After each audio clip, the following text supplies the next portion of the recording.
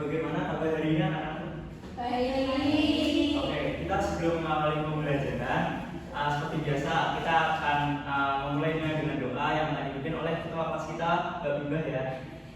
Silakan dipimpin doa Mbak Bimba. Siap, berdoa mulai. Amin. Berdoa selesai. Bagaimana kabarnya hari ini? Baik, Pak. Udah pada tahu belum? Hari ini kita mau belajar apa? Kedatangan bangsa-bangsa asing di Indonesia.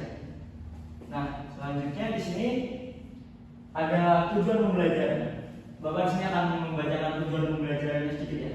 Ya. Nah, di sini sebelum mengawali pembelajaran sebagai bentuk rasa cinta tanah air dan nasionalisme kita berdiri sebentar untuk menyanyikan lagu Garuda Pancasila. Boleh berdiri sebentar?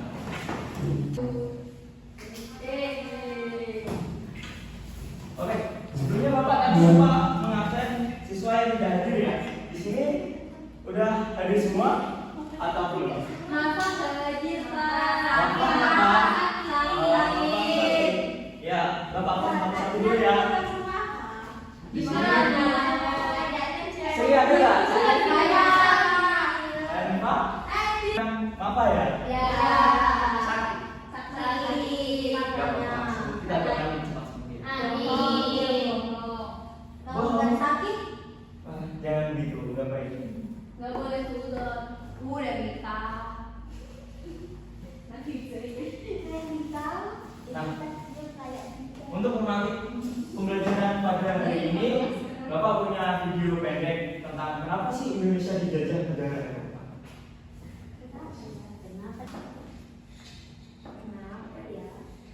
Nah, di sini Bapak jelaskan sedikit materi tentang negara-negara yang sudah menjajah bangsa kita ini. Di sini Bapak mengambil 4 contoh negara yang sudah menjajah Indonesia, yaitu negara-negara yang berasal dari Eropa semua. Nah, di sini peristiwa sejarah itu di mana di Kristen dan yang lain. Kalau kekayaan itu kayak apa, Pak? Emang Indonesia kayak apa? Nanti ini ada selanjutnya, tapi Bapak jelaskan sedikit. Di sini negara Eropa kenapa menjajah Indonesia? Tadi seperti yang di video. Itu karena Indonesia itu kaya akan rempah-rempah. Di Eropa itu susah banget kayak tumbuh apa itu seperti bahan masak sih, bahan ibu masak. Karena kayak cabai ya, Pak? Iya, ada pala, terus tumbang. Nah, di sini ada Portugal atau Portugis. Nah, di sini tujuannya adalah menguasai jalur perdagangan dan daerah penghasil rempah-rempah. Sebenarnya saya Bapak katakan tadi kan, daerah yang dituju pertama itu Malaka dan Maluku. Yang tahu Malaka sebelah mana, Maluku sebelah mana? Nggak tahu, Bapak. Nggak tahu. Pernah ke sana. Kalau yang Malaka ini di sekarang itu bisa Malaysia itu. Sebelah Malaysia sini, sebelah sini. Nah, Maluku kan di daerah sekitar. Berarti Malaysia dulu Indonesia, Pak. Kita harus tepuk tangan bukan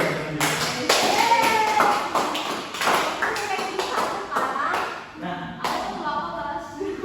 tahun menguasai Malaka itu ada di tahun 1511. Udah pada lahir belum hari ini? Bapak juga belum. Nah, kemudian setelah menetap di Malaka, berpindah di Maluku pada tahun 1512 sampai 1515. Nah, kegiatan di sana Portugis sendiri mengadakan kegiatan seperti berdagang, bekerja sama dengan kerajaan lokal dan menyebarkan agama. Dan hasilnya yaitu menguasai Maluku hampir 1 abad lamanya sebagai pusat perdagangan.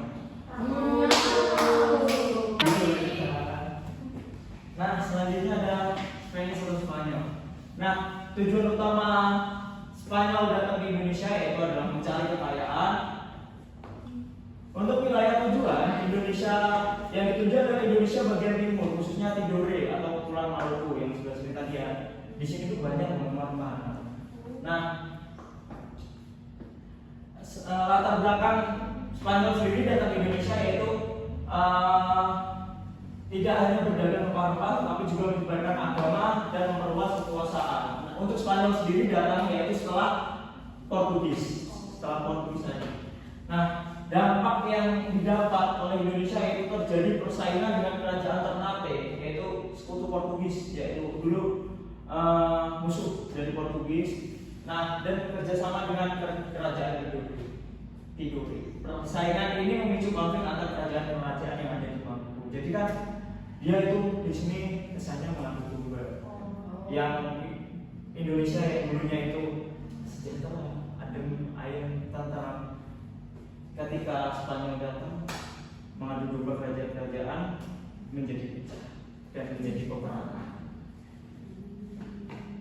Ada Belanda yang dengan sejarah kita bisa mencatat Belanda adalah penguasa terlama di Indonesia yang hampir 350 tahun namanya.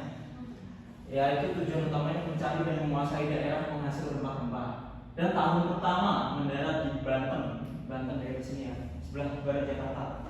Nah, dan wilayah timur Indonesia. Kembali lagi sekarang ke timur lagi, karena di sini banyak banget rempah-rempah. Dan hasil yang didapat yaitu terjadi perlawanan dari rakyat Banten karena Belanda mulai memasuk perdagangan. Itu juga salah satu alasan Belanda itu pindah ke sini karena ada perlawanan dari rakyat Banten. Dan selanjutnya ada Inggris datang tahun 1596 mendarat di Banten juga. Ini kurang lebih Inggris itu kurang lebih kayak Belanda ya sejarahnya. Ini perdagangan, akibatnya terjadi perlawanan dari rakyat Banten juga. Kurang lebih seperti itu. Kenapa semuanya mendaratnya di Banten dulu, Pak? Iya. Tadi kan Belanda mendaratnya pertama di Banten. Mungkin dulu sejarahnya negara Eropa kan berada di sekitar sini ya. Nah, di sini menepi dia berlayar itu tujuannya bukan Indonesia sebetulnya. Dia itu menuju negara-negara penghasil rempah-rempah terbesar yang ada di dunia ini. Terus datang di Indonesia, tahu akan kekayaan rempah-rempah yang ada di Indonesia. Dia stay di situ kelamaan dan betah. Dan ya itulah yang terjadi. Sendiri kalau orang sudah punya jabatan dan kuasa, saya akan sendiri. Masyarakat Indonesia dan rakyat-rakyat menjadi pahlawan yang namanya kita dulu itu melakukan perlawanan. Maka dari itu alhamdulillah sekarang Indonesia sudah merdeka dan negara-negara itu juga sudah pergi. Kurang lebih juga dia datang setelah Belanda, yaitu menguasai Indonesia. Tapi waktu itu dibuang oleh sekutu Hiroshima dan Nagasaki. Merdeka. Memproklamasikan. Nah, di sini kan anak-anak sudah sedikit paham tentang mengenai materi-materi negara-negara asing itu ngapain di Indonesia tahun berapa, dan juga ini Bapak ada sedikit tugas di sini. Bapak menjadi 3 kelompok ya. Berarti kan pasti kan ada dampak negatif dari negara-negara tersebut datang di Indonesia, ada dampak positifnya juga. Di situ kalian bisa tulis di situ ya.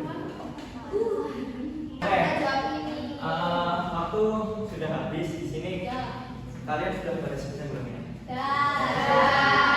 Kurang satu, Pak. Oh, lama. Nggak boleh gitu. Apa sih dia nggak boleh begitu? Di sini Bapak meminta anak-anak supaya lebih aktif ya. Bapak meminta satu kelompok untuk maju untuk mempresentasikan hasil dari jawaban kalian. Ayo.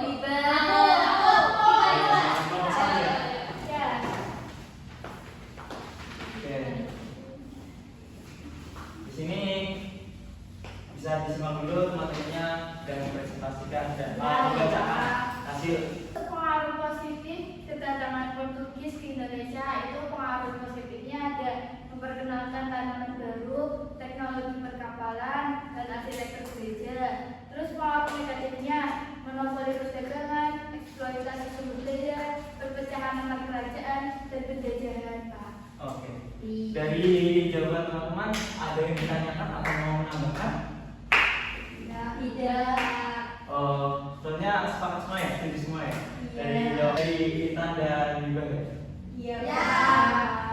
Berarti boleh nggak close dulu buat teman-teman? menceritakan sedikit tentang negara-negara yang sudah datang di Indonesia. Maka di sini Bapak akan memaparkan dan menyimpulkan sedikit. Tapi sebelum itu Bapak ada pertanyaan. Setelah kalian mempelajari sejarah ini, apa yang kalian dapatkan? Aku jadi tahu negara-negara dari Eropa yang menjajah Indonesia. Baik, pengalaman tadi.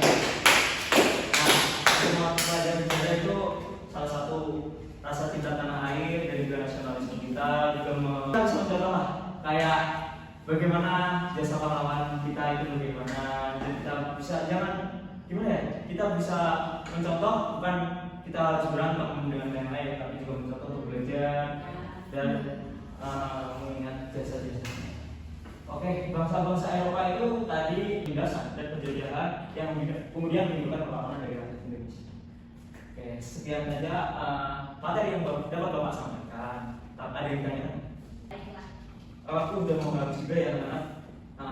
Seperti halnya ketika awal buka dengan doa, lalu juga akan ditutup dengan doa. Ketua kelas kita, Bibah, silakan memimpin doa. Siap, dan berdoa mulai. Doa selesai.